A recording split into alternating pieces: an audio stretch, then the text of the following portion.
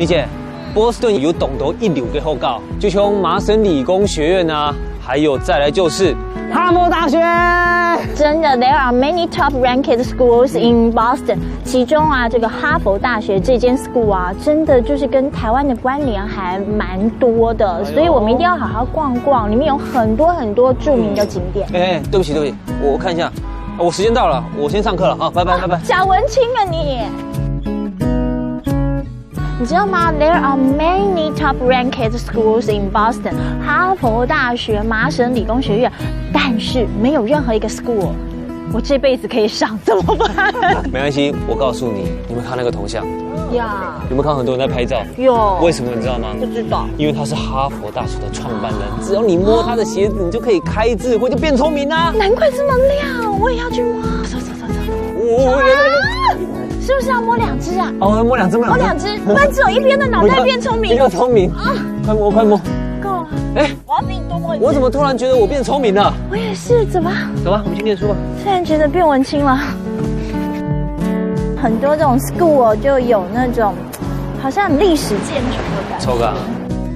波士顿有懂得一流嘅学校，真的。像我们刚刚第一间去了哈佛大学，那剩下的当然就是 MIT， 绝对不是 Made in 台湾，是麻省理工学院啊。对啊，所以我们讲说 there are so many top-ranked schools in Boston。而且你看哦，我觉得这 MIT 的学风跟哈佛也不太一样，不一样的 school 就有不同的学风。哎，对不起，我又换间投稿，我又要上课了。好啦，文青，你走吧，我不跟你了。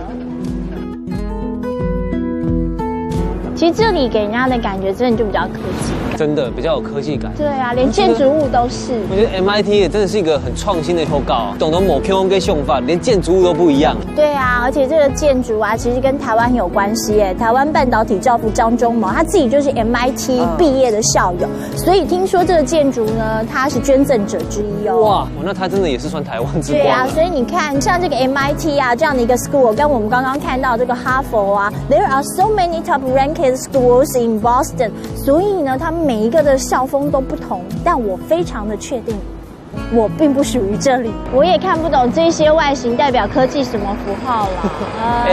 我觉得这样子的表示你没有问题，因为如果你看得懂，你就读 MIT 了。谢谢你跟我一块没有念 MIT。走过了哈佛，还有经过了 MIT。There are many top-ranked schools in Boston。波士顿有懂得一流嘅学校呢，我也好想念哦。